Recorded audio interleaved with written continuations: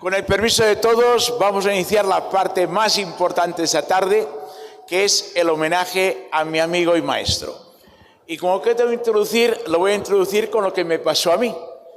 Yo cuando volví a España, después de varios años en Alemania, Suecia, Estados Unidos, llegué a la empresa privada y después a la universidad. Y cuando a la universidad, ya hablo de ingenieros agrónomos. Y cuando vinieron los programas de enseñanza, no había avicultura, aunque no se lo crean. Y entonces yo pregunté, ¿dónde se puede aprender avicultura aquí? Porque yo sí venía del mundo avícola. Y me dijeron, en la Real Escuela de Arenys de Mar. Y ahí te mandé a Jimido Daza, a Ismael Ovejero, ¿vale?, a un montón de gente que se formaron y luego fueron profesores de avicultura en agrónomos. O sea, tú eres responsable en gran medida, tu escuela, claro es, de que en agrónomos pudiéramos enseñar avicultura de alto nivel. Y en ese sentido, y te lo digo con sinceridad, siempre ha sido un espejo en el que me he reflejado. Has sido más inteligente que yo, lo cual me joroba muchísimo. Has sido más trabajador que yo, que también me joroba. Y has tenido más éxito que yo, con lo cual ya estoy jorobado del todo. En definitiva, estoy encantado de estar aquí. Es un placer, es un honor. Y estaré al final para darte un gran abrazo cuando concluyamos. Termino mi parte. Le toca a Josian, uno de los agrónomos de aquí, que va a hablar de una parte importantísima. Ven para acá, por favor, Josian. Es profesor y catedrático de la escuela nuestra de Pamplona. Adelante. Aquí estás. Vale, yo lo hago de aquí. Lo hago con esto. Es que voy a pasar. Vale. ¿Dónde dices que escalón van? Ah, no van. El escalón, cuidado. No, el escalón. Venga. Esa es sí, la comunicación, que la tenía. Vale, pues mejor. Y... Sí, vale. Sí, vale. Te la pasamos, te la pasamos.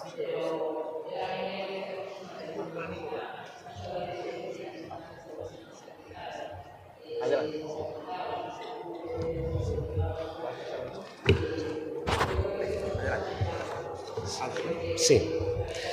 Sí, pues en primer lugar quiero agradecer a la organización por haberme invitado a participar en este homenaje al profesor Castelló, y es para mí un placer y un gran honor sobre todo.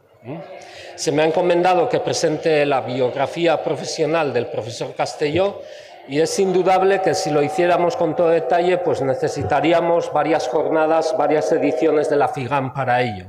Además, pues tenemos a nuestra disposición en la web del nuevo proyecto avícola de su hijo Federico, Nexus Avicultura, una amplia y completa biografía de nuestro homenajeado.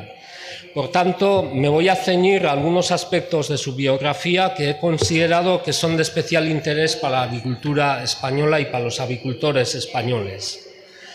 A ver si va esto. Espera.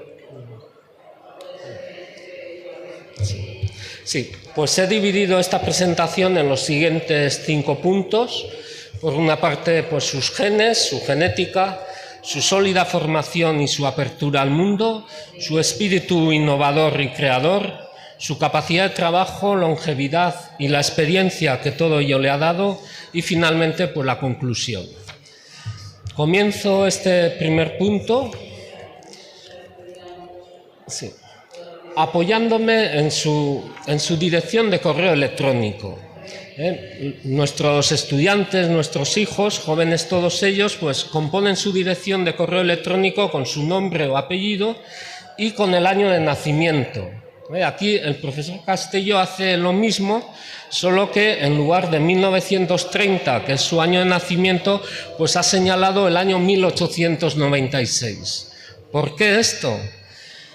Pues sin duda porque ese año de 1896 su abuelo Salvador fundó la Real Escuela de Avicultura en Arenys de Mar. Él ha sido considerado como patriarca o padre de la avicultura española, y fue director de esta Real Escuela desde 1896 hasta 1950, 54 años.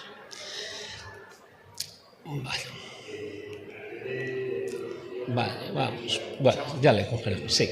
En la imagen pues vemos ahí gallinas de la raza Paraíso, que fue una raza nueva, creación del profesor Castelló. También en la escuela que se ve al fondo, pues fueron múltiples los cursos que dictó, no solo en la escuela, también en diferentes ciudades españolas y también sobre todo en Latinoamérica, donde estuvo pues en varias ocasiones y durante temporadas largas. A ver, sí. Fue también, aunque parezca mentira, pues fue explorador. Estuvo en una expedición canadiense por las selvas de México, explorando posibilidades de explotación de diferentes minas, etc. Sí. Fue también diplomático. Él ostentó el cargo de cónsul general, el equivalente en ese momento a embajador. Sí, gracias. Embajador de México en España. Trató también con personalidades del más alto nivel, tanto nacionales como internacionales. En esa foto lo vemos con Alfonso XIII, que visitó 2 veces la Real Escuela de Avicultura de Arenys del Mar. E incluso, pues junto con su mujer Carolina, pues pudo formar una familia numerosa, nada más y nada menos que 10 hijos. Fue, en definitiva, un gran líder y una persona de un gran carisma que hizo pues, muchísimo por la avicultura española.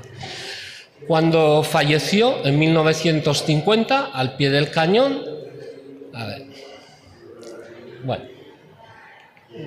sí, sería su hijo Federico quien asumiría la dirección de la Escuela de Avicultura.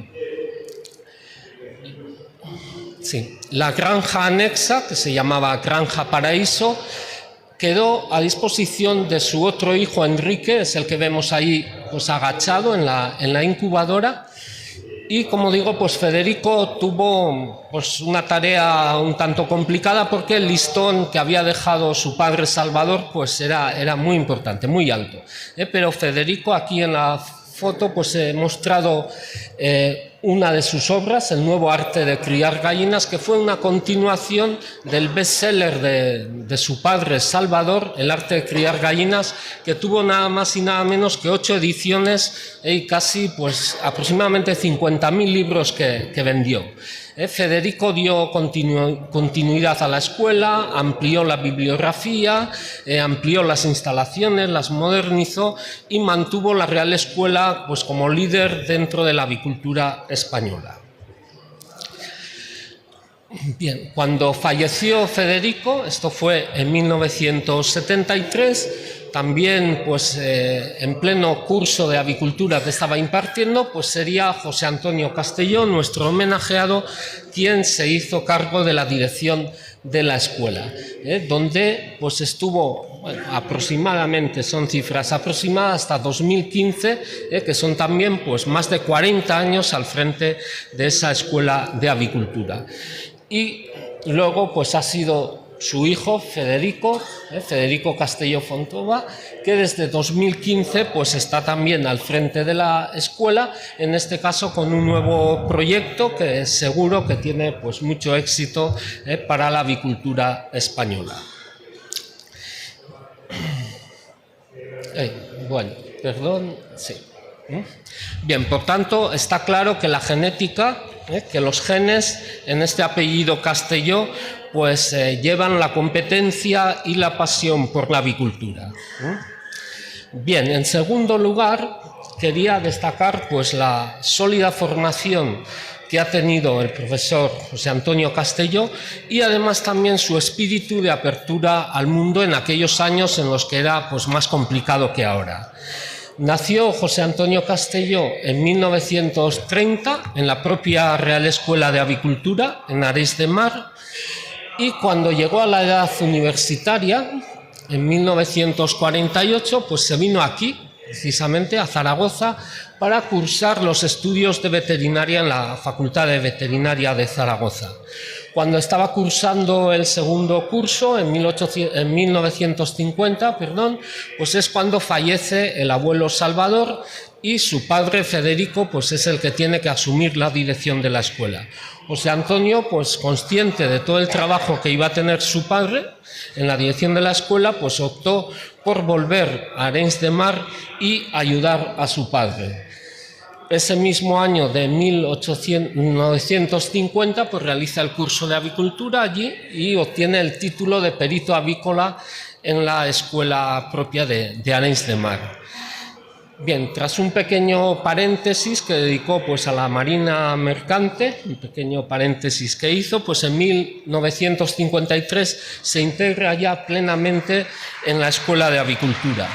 Y aquí lo vemos ya con 24 años, en 1954, que asiste al 10º Congreso Mundial de la UAPSA, que tuvo lugar en Edimburgo. En esta foto pues está con Alejandro Guigi, que era muy amigo de su abuelo Salvador. Tenemos aquí pues el salto intergeneracional. El profesor Guigi pues fue rector de la Universidad de Bolonia y fue también presidente de la UAPSA.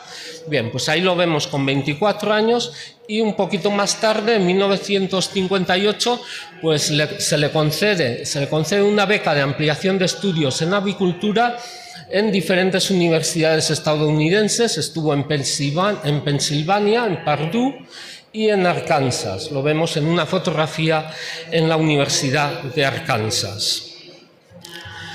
Sí. Por tanto, pues también queda claro que se dotó de una amplia y completa formación en avicultura para luego ir desarrollando todo lo que iremos viendo. Entonces, en este sentido, pues en tercer lugar vamos a destacar pues ese espíritu innovador y creador que ha manifestado pues a lo largo de toda su vida. Sí, se ha considerado por los expertos en avicultura 1959 como un año clave para la avicultura española. Ese año pues, se instauró el Plan de Estabilización Económica del régimen, que supuso pues, una apreciable apertura de España hacia el exterior. En avicultura, pues esto dio lugar a la entrada de híbridos extranjeros mejorados, y a la incorporación de nuevas materias primas como la soja que hemos mencionado antes, pero sobre todo yo creo que surgió la ilusión entre los jóvenes formados como José Antonio Castelló, para innovar y renovar las estructuras un tanto obsoletas y encorsetadas de la avicultura española en ese momento. Vamos a ir viéndolo y así pues José Antonio ya ese mismo año de 1959 pues publica un libro, La alimentación de las gallinas, que supone pues un tratado científico con las bases para formular raciones que se ajustaran pues a esas necesidades de estas nuevas estirpes que íbamos a ir utilizando. Fue un libro pues tremendamente novedoso para aquella época.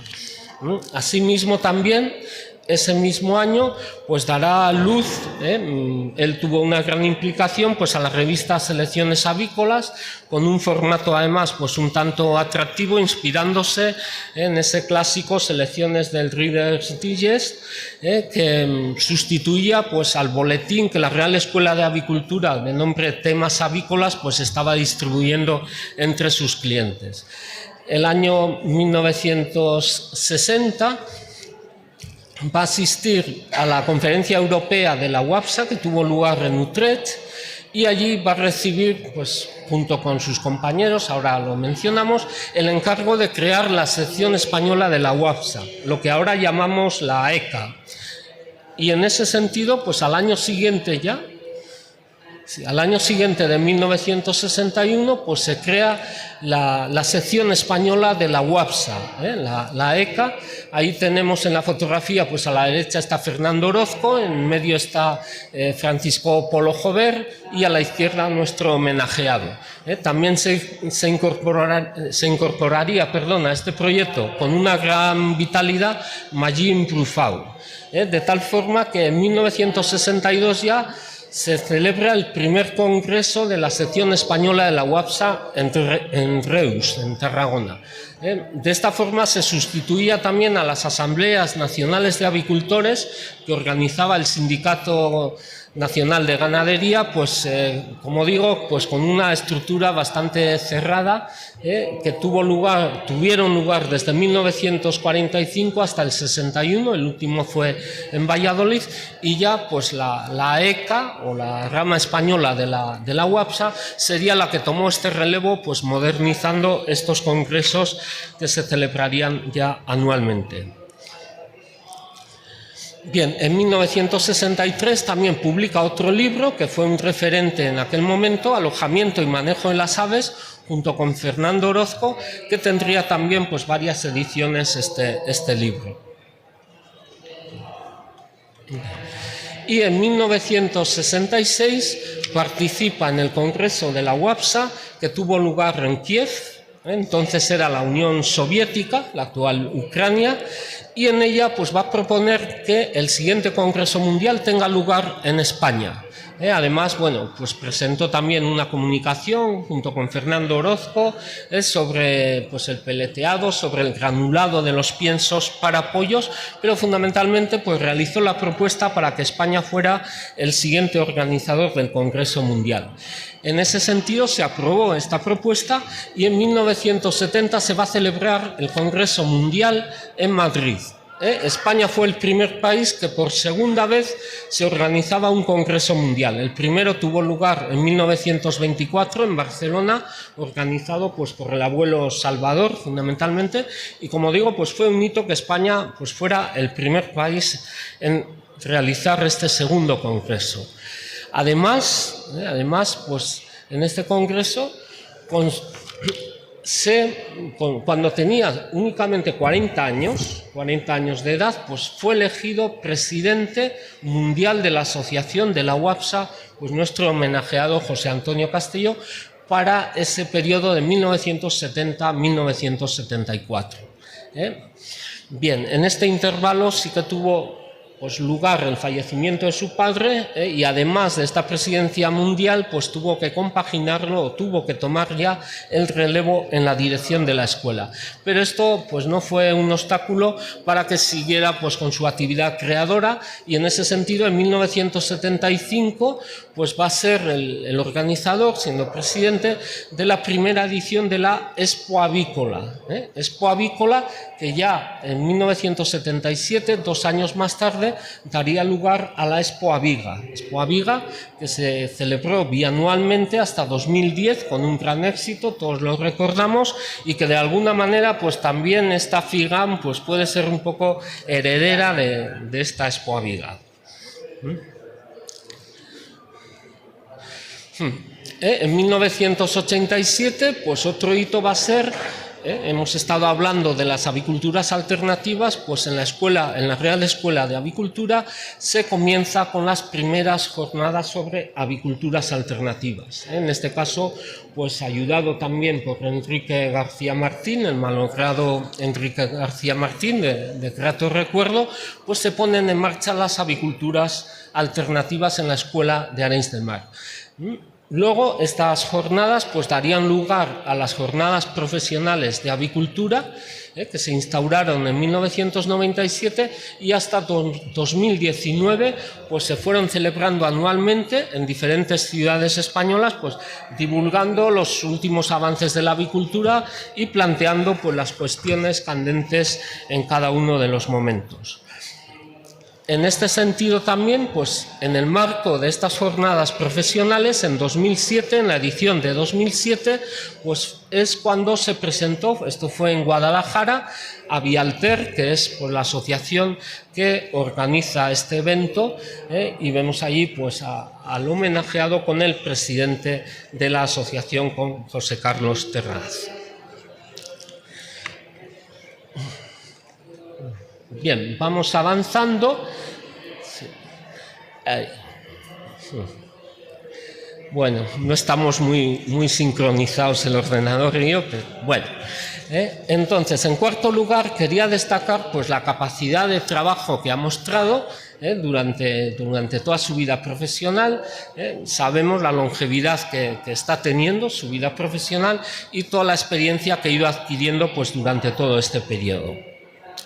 Su capacidad de trabajo pues, se ha expresado en la infinidad de cursos que se han organizado en la Real Escuela, con miles de técnicos. El profesor Cruzade nos ha hablado de algunos conocidos y reconocidos, ¿no? Pero han sido miles los técnicos avícolas que allí se han formado, tanto nacionales como también muchos latinoamericanos y de otras nacionalidades. También pues las conferencias, ponencias que ha dado lugar en España y en todo, prácticamente en toda la geografía mundial, pues han sido innumerables. Bien. Lo mismo ha pasado pues con la obra escrita, desde aquel 1959, en que salió a la luz la revista Selecciones Avícolas, pues han sido miles los artículos que ha publicado, que ha escrito nuestro homenajeado, el profesor Castelló. Algo parecido pues pasa con su obra escrita. Han sido más de 30 los libros, tanto de forma individual como de forma colectiva, pues coordinando a muchísimos técnicos del sector, los que ha publicado. Y un poco el colofón de esta obra pues ha sido, ahí lo tenemos delante, pues esta historia de la avicultura española, que casi con 91 años, a punto de cumplir los 91 años, pues publicó en 2021. Es un poco el broche, yo creo, pues a su obra escrita, aunque ojalá pues sigamos pues teniendo artículos por lo menos de nuestro homenajeado. Bien, y ya voy acabando, y para concluir yo creo que pues la palabra la palabra que me sale pues es gracias, gracias pues por todo lo que ha hecho por la avicultura española y mundial, por todo lo que nos ha enseñado, siempre de forma objetiva, de forma contrastada, fundamentada y honrada. Y además pues sin ningún tipo de alarde, que bien podría con todo el saber que él acumula. Y acabo como he empezado con el correo electrónico. A ver si me sale. Hoy estoy un poco.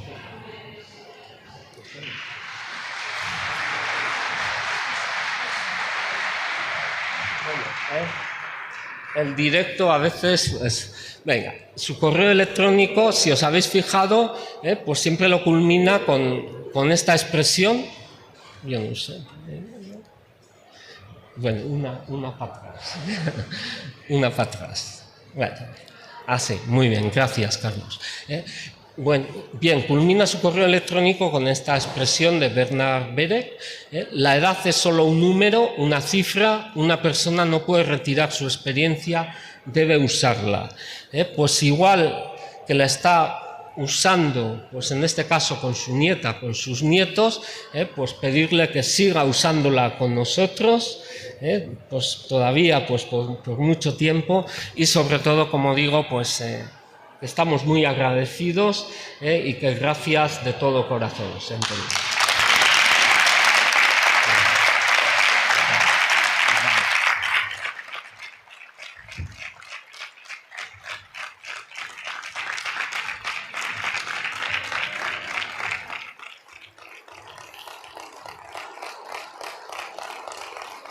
Muchas gracias, Josian. Experto en historia, Y se nota, Fantástico resumen, y has puesto la figura del homenajeado donde debe de estar. Va a hacer un cambio técnico, ¿vale?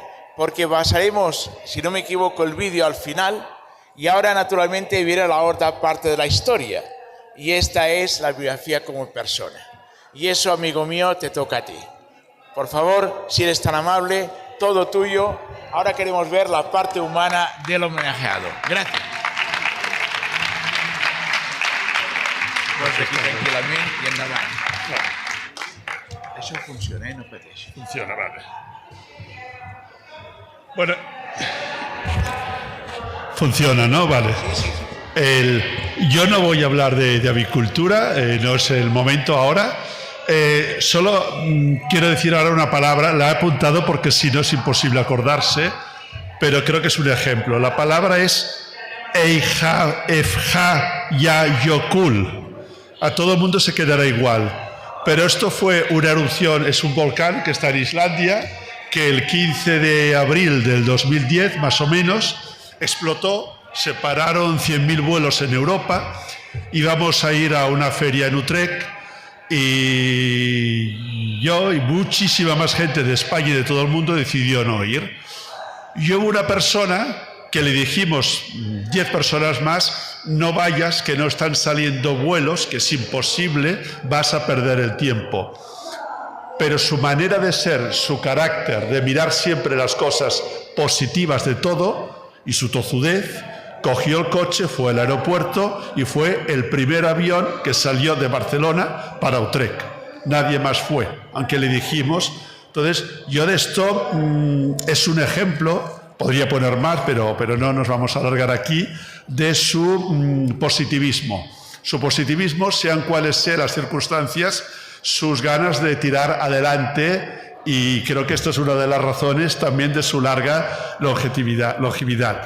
Luego, también quería destacar otra cosa, que es su curiosidad universal. A veces me hace preguntas, o nos hace al resto de hijos, que decimos, bueno, es decir, continuamente se está haciendo preguntas, o le haces un comentario, dices, he estado pues en tal país, o he visto tal cosa, y dice un momento, y luego dice, oye, he mirado en la enciclopedia esto de este país o de este otro, no es correcto, o sí que es correcto, te hace un matiz. Es una persona que continuamente está estudiando, está aprendiendo, no ya solo de avicultura, de 1000 temas más. Yo ahora regresé de un viaje hace poco y vi que enviaba una carta bueno, lo siento lo de decir, a la nueva directora general de Correos de España, esto hace 4 días. Y dije, ¿por qué le envías una carta? Y le estaba enviando la carta con una copia del libro y diciendo, no, porque me gustaría que hagan una colección de sellos de avicultura en España, de todo lo que se está haciendo en avicultura. Y digo, ¿crees que te va a hacer caso? Y me dice, es probable que no, pero lo tengo que probar. Entonces, para que veáis la manera que tiene de ser. Es decir, bueno, la curiosidad es otra cosa que quería destacar. Luego, hay otra cosa que también he aprendido, otra lección muy importante, que es sin quitar la educación, pero es su libertad, su espíritu crítico. Es decir, es capaz de cuestionar incluso lo que él cree que sabe o lo que ha aprendido, y decir, bueno, pues veo que esto pensaba que era así, pues no es así, es asá, y luego vuelve a cambiar. ¿De acuerdo? Entonces, la capacidad de cuestionarse continuamente y luego tener esta libertad también, que la ha tenido siempre, y para mí es una cosa muy importante, de decir lo que piensa. Aunque a veces lo hemos tenido que frenar porque le hemos tenido que decir, oye, esto es poco políticamente correcto. Pero es una persona que siempre ha dicho lo que ha pensado, para lo bueno y para lo malo. La cuarta cosa es su enorme capacidad de trabajo. Es una persona que ha trabajado toda la vida muchísimo, pero porque realmente le gusta, le apasiona, y capacidad de trabajo no ya solamente por tema de negocio, porque era capaz de, si llamaba pues un avicultor a las tantas de la tarde, de la noche, pues estarse 1 hora al teléfono ayudándole con una cosa, con otra, sin esperar nada a cambio. Y luego ya la última parte es su gran humanidad, sus valores como persona, que esto creo que es el legado más importante que nos dejará, pues a nivel de familia, a nivel de amistades, a nivel de los que estáis aquí, y esto es una cosa que la quiero agradecer mucho. O sea que gracias, papá, por todos estos 95 años y por unos cuantos más. Gracias.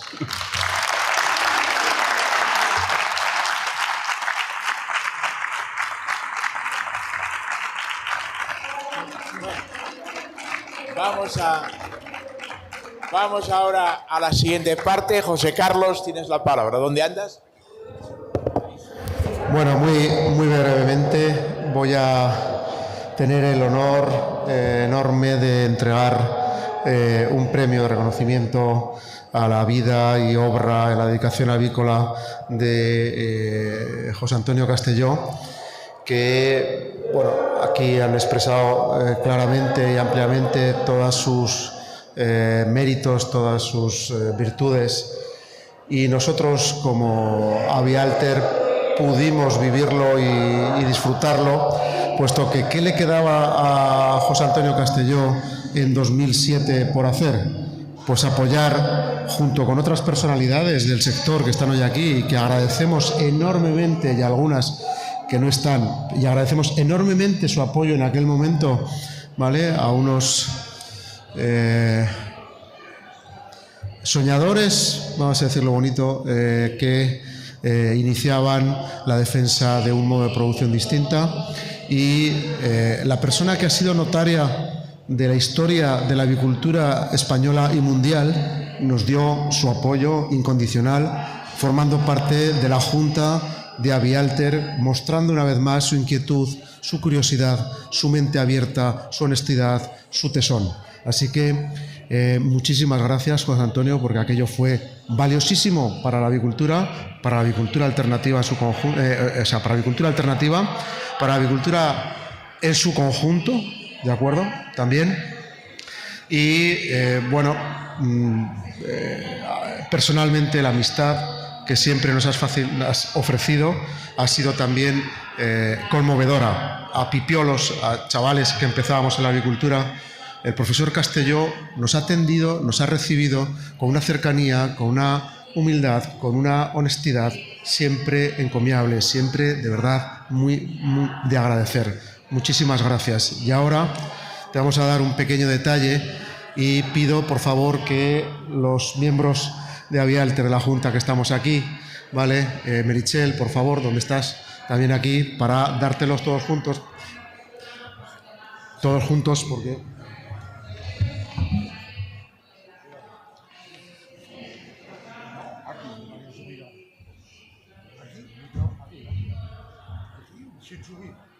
Aquí, José Antonio. ¿Funciona? Sí. Bueno, pues sin más, muchísimas gracias, José Antonio. Queremos seguir contigo muchísimos años más y muchísimas gracias por todo lo que nos has ofrecido y por todo lo que has ofrecido a la avicultura española y mundial. Muchísimas gracias.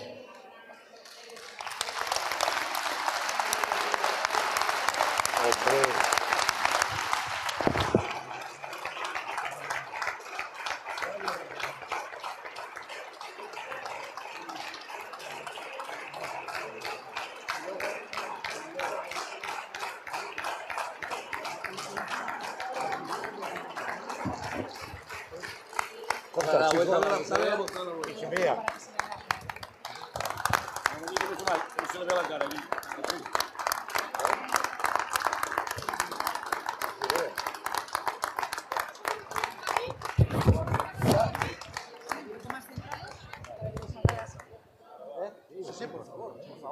A la foto, claro. No, por supuesto. Bueno, los viejos, claro, los viejos.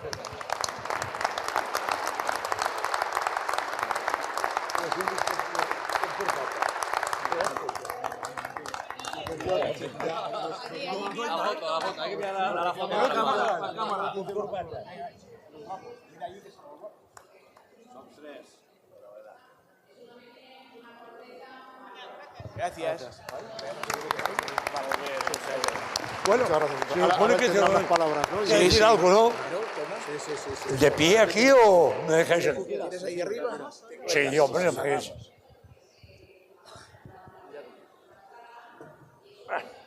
Pues aquí, aguántate aquí. Cuidado, José Antonio. Bueno, Estoy pendiente. Con este desnivel, ¿eh? Estoy pendiente. ya. No, estoy pendiente. Ya lo tengo. Bueno, no sé si han callado los de allí al lado, se va a permitir hablar, porque aunque no se ha mencionado, con mi edad tengo alguna limitación física y una de ellas es una sordera que me impide no estar absolutamente al tanto de las cosas que se dicen.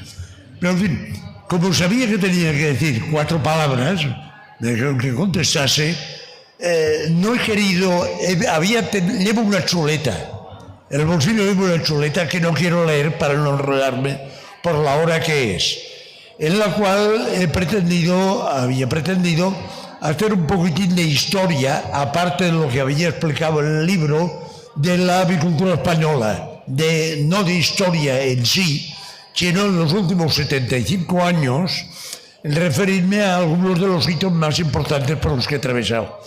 He tomado 75 años por ser la referencia de 1950, el año en que, como ha mencionado José Antonio, el año en que murió mi abuelo, y yo poco después hice el curso de avicultura y poco después empecé a trabajar en la avicultura.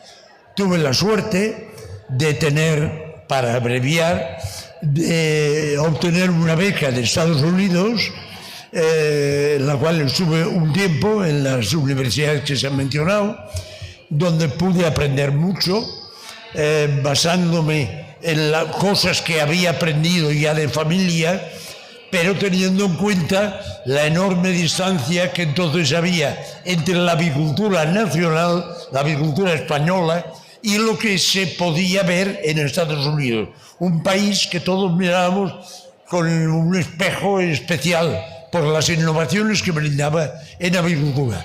Aprendí mucho, me permitió al cabo de muy poco tiempo de volver a editar un libro que creo que sentó un poco de nombre en la avicultura sobre alimentación de las aves, empezar a trabajar en materia avícola.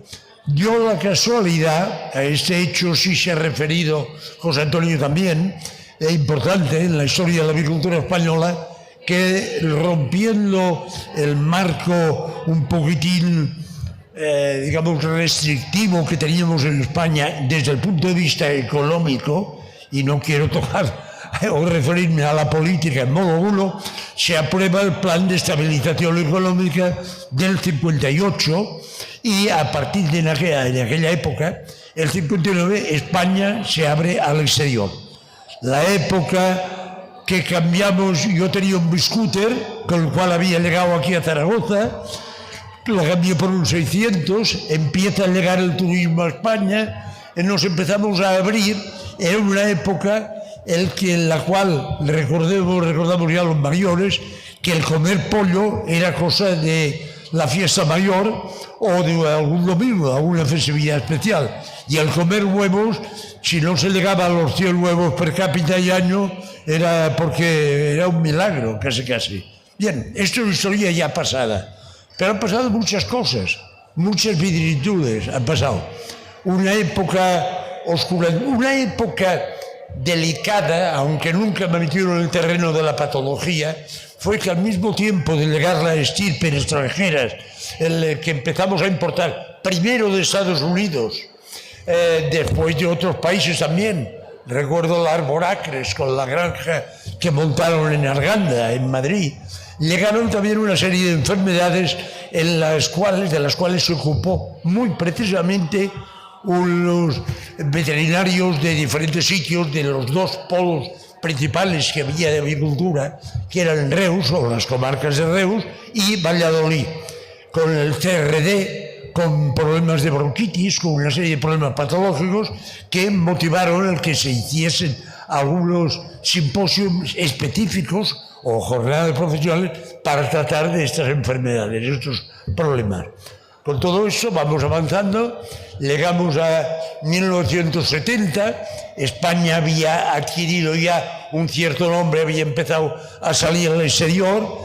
Antes del 70, desde el punto de vista patológico, nos llegaron unos problemas de leucosis muy gordos, de enfermedad de Marek concretamente, que motivaron el que, coincidiendo con el año 70, se lanzasen las primeras vacunas a raíz de aquel Congreso Mundial de Avicultura que se celebró en Madrid en el verano del año 70. Bien, toda esa historia pasada, hemos pasado muchos años con muchas vicisitudes y la avicultura, al principio, yo, para resumir, diría que fue pasando de unos cauces muy oficialistas que estaban centrados en una cosa que también se ha mencionado anteriormente, que se debatía en las asambleas nacionales de avicultura. Se hablaba de los cupos de alimentación, del trigo que nos llegaba de Argentina, del trigo desnaturalizado que no podíamos utilizar en la alimentación.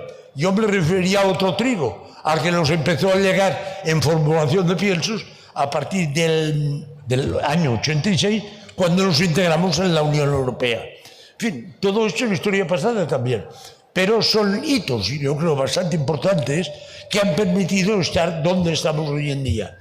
una potencia avícola que incluso se puede permitir que nuestro nombre, el nombre de España, salga al exterior con motivo de aquellos Estados Unidos que precisamente ahora, por circunstancias muy lamentables, les faltan huevos y necesitan importar de Dinamarca o están importando huevos de Turquía por problemas de influencia aviar. Bien, con todo esto quiero terminar nada más para recordar dos cosas. Una, negativa. Uno de los problemas que tiene la agricultura. Yo lo estoy poniendo en alguna cosa que he publicado últimamente, muy poquito, la gran amenaza que tiene la agricultura mundial, no ya solamente la española, sino que la influencia aviar. Esperemos que sepa resolver favorablemente. No digo sistema francés, vacunando a los patos, o en México, que lo han hecho de otra manera peor, yo creo que los franceses. O lo que se está debatiendo en Estados Unidos, si vacunan o no vacunan, con la nueva administración norteamericana y con las genialidades que tiene su presidente. Esto ya no me quiero referir. Quiero referirme también a otro problema, para citarlo así muy brevemente.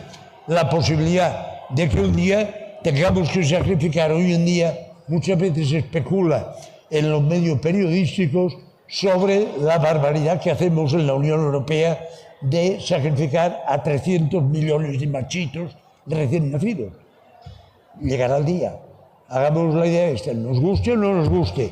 En Alemania, en Francia, en Italia, en Austria, en otros países vecinos nuestros, se ha llegado ya a prohibir y se está haciendo el sexaje novo. Llegará el día.